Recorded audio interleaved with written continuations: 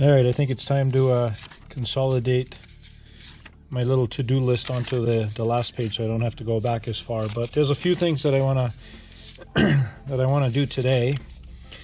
And one is I made these, I was working on the, where is it, the LED strip for the brow with the cob LEDs, and pretty happy with those. So I actually decided, well, we did early on, so I temporarily put one here. I don't know if you can see it, and the idea is that it illuminates just enough for the fuel gauge so you don't have to pull out a flashlight at night if you want to see how much fuel you have. The drawback is that it is very bright and uniform, but it leaves a very, let me turn it on, I don't know if you can see it, but it leaves a kind of like a hot mark, if you're looking at it here. And plus if a passenger looks up there, they're like, oh, what's that red thing? So my idea is to put like a little aluminum angle to glue that on that, and then just have that kind of be in front of it to block that part. We'll see if it works, and then the rest of the reflection still goes up there. I mean, you can still see the hot reflection up in the ceiling, but it is what it is, obviously. Then what else? The Sporties catalog arrived with all the Christmas gift ideas, so I treated our Ransy baby to these new tie downs. The other ones before, we had like these ratcheting ones that you always use, but I don't know, I just thought these were cool. They're about 50 bucks. I know, overpriced, but it's aviation grade, of course, and this will never fade or wear out. But important is that it has these locks on it, so if the wing does shift a little bit, like, it can't unhook, if you don't get it super tight. These are easy to use, and they come with two 10-footers, for the wing, and then a 6-footer for the tail. So I'm not promoting anything, but I thought they were cool. I'll let you know how they work out. Then I also got these screws in. So these are the type B screws for the access panels or inspection panels that go all the way around. And the primary difference is that let me go get a regular one. All right, so these are the ones we had in there, and we had a couple that just fell out and were loose. I mean, you don't want to over tighten them, but we did have them pretty tight. So these, besides having a dull tip, I guess are designed for tenement clips. I'm going by some advice of somebody on the internet, so I know it's true. But it makes sense. These, the windings, or whatever, the threads are a little coarser than these. So I wouldn't say they have more resistance going in, but they just kind of feel a little more snug when they go in. So I was told that these are designed for tenement clips versus these regular stingers are not. And then if you do drop one, maybe there's less chance of getting a flat tire if it ends up in your tire. I bought 200 of these. That's the part number here, and that should be enough to lose a few and cover all the ones in the plane. So I'm going to replace those as we do our inspections basically. And the other thing I would like to do today is to remove that Station 4 closeout. And part of the reason being is, if you remember my last video, we had like smoke, not from the exhaust, but when we use the smoke system, kind of billowing in there. So I'll do a little more research on where it's coming from, and maybe that'll give us a better vision. But it definitely, there's a low pressure area inside the cabin that just sucks all of that in. So, concern is obviously also carbon monoxide, but I don't think it's an issue.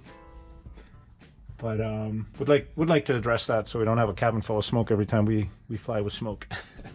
All right, first things first, let's see what we can come up with for these LEDs. Already kind of stuck this one down, so I've got to retro it a little bit.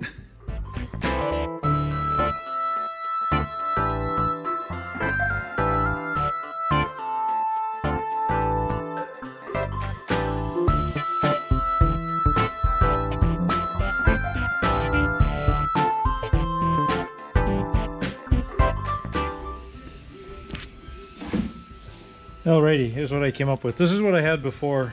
This is for up by the fuel gauges, the little LED lights. to illuminate the gauge at night. And this is what I made now. So this basically fits between two of the nut plates that's in there, and then this is, so when you look at it, our inside of the root rib is black, so that's black yet reflective on this side, and the idea is to get the light to shine onto the little fuel indicator versus at passengers or inside the cabin. So pretty happy how that came out. I ended up making the lights longer, so I don't know, God forbid you ever have to take the wings off, you can actually unplug them at the wings, because my intent is just to probably permanently secure these, you know, right in the corner edge of where the bottom skin and the root rib meet. So, all right, let's put them in.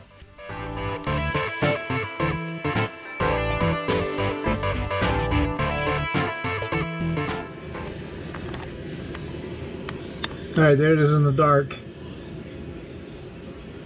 So that'll give us enough light to, I mean, this is in relation to the instrument panel here. So you can dim it way down or you can turn it up, but definitely be able to see how much fuel you got. Boy, what a cool looking cockpit. Then we got the bright light under there. The real bright light, I call it the cyber light, up in the baggage area. And if you're wondering why the footwell wasn't lit up in that last shot, it's because I pulled those out. Those had the dot LEDs on it, and they dimmed a little differently than the rest of them. So I'm going to switch those to cob LEDs as well. And for those that are interested, I'll show you how I do it. I'm not saying that's how it's done. That's how I do it, and it works.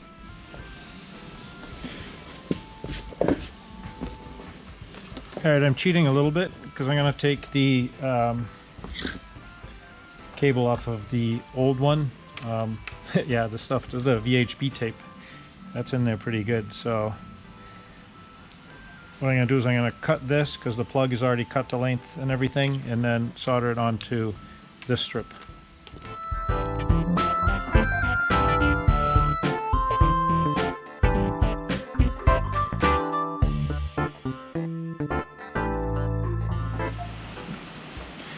Alright, so on this guy, I already did it. Where you trim off the end here, I can show you on this one.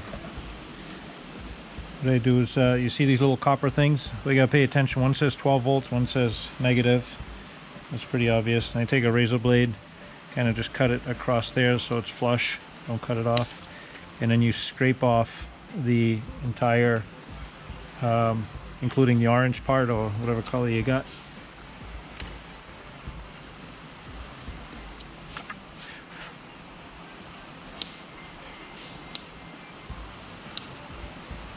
You expose the little copper things. Okay, now I'm gonna go back. I only did that on one side because obviously you only need power on one side.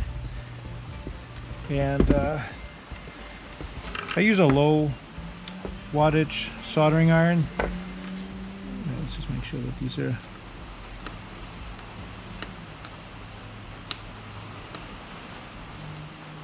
clean and pure copper. Oops, this is adjustable. So we got it set at like 20 watts. Yeah. And then put a little dab of solder on there.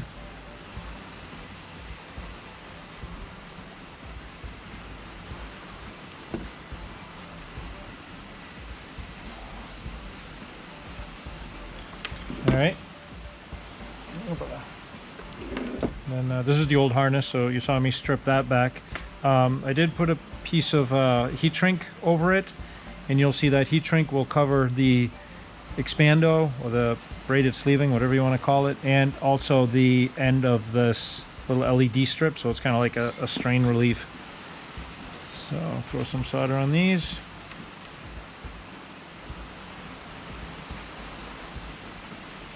Oh, listen to the rain out there, huh? It's coming down good today. All right. And then, all right, so positive is on the left. I'll make sure we get that right. and just solder them on. These things seem to be pretty robust. The early ones, like these traces would rip off. I haven't, I don't want to jinx it, but I haven't been like super careful. I haven't broken any either, so.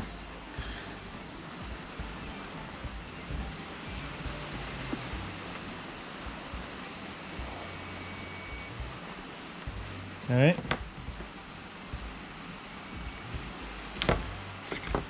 And then I have a little like battery setup that I have here just to test them. All right. She works. Wonderful.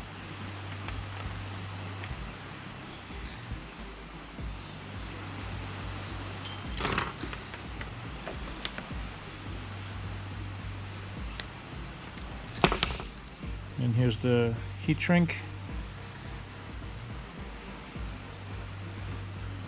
And I cut that like the width of a razor blade, a single edge razor blade. And on the bottom, you want to peel off the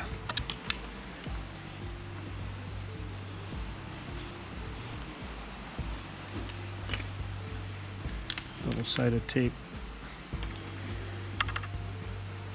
Slide a little bit over that. And then the heat gun I just put on low because this braided sleeving that has the white lines in it is actually heat resistant, but you can still melt it if you have the heat gun on high, so you don't want to do that. But low seems to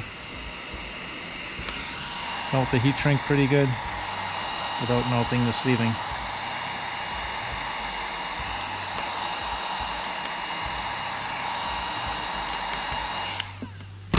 I like to kind of just push it flat so it sits flat.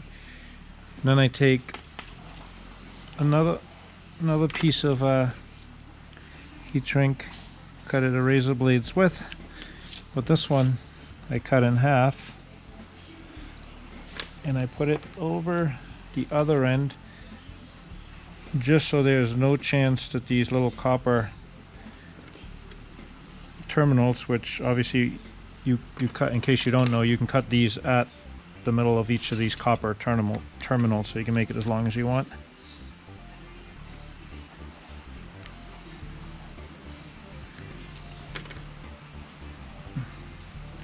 Peel that back a little bit, slide that over it. This way the ends match as well.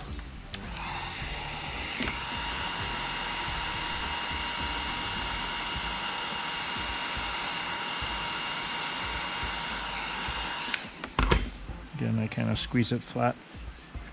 Then I take some pliers on this end and squeeze it shut.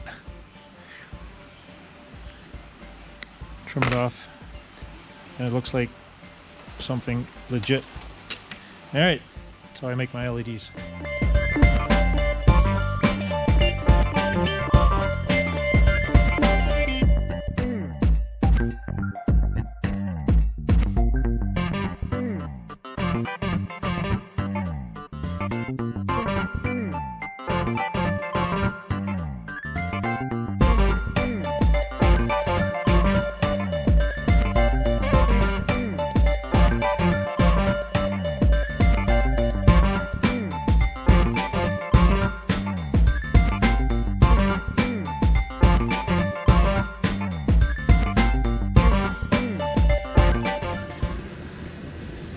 Alright, now my shoes are lit up again too.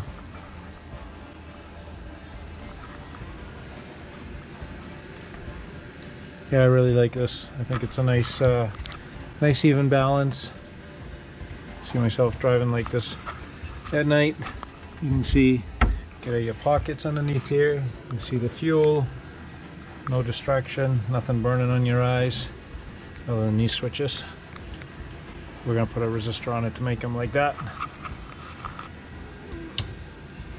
Nav lights also turns on this little guy. Landing lights, lights up the whole shop. Strobe lights, strobe away. Alright. Better turn it all off before the battery goes depleted. Alright, I think that sums it up for today.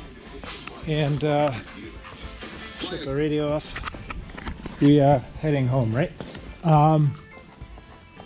So real happy with the lights.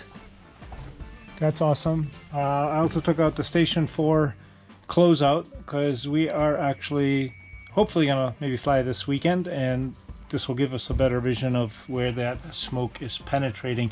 In regards to this low area up here, I put the same little D-channel gasket just at the top of the door because that's where you could see daylight through it. This seals pretty good up against the door, the cage tube, but in our case, this, I noticed there's a little gap all the way like along here. I'm not 100% sure, maybe in the instruction manual it said to put foam tape there, but I gotta take this off anyway because I'm just gonna finish this up, and I'm actually going to open up this bend a little bit so it puts more tension on it, and then maybe I'll put a gasket on it, maybe even like a little channel like on the inside there, we'll see. But for now I basically put some tape on it. Oh, this one still has a little daylight, maybe I have to put a little more on there to see if that makes a difference. So yeah, basically still working on the sealing the cabin nice and tight, and for now going home. It's cold, it's wet, it's been raining all day, but good day to work. All right, see ya.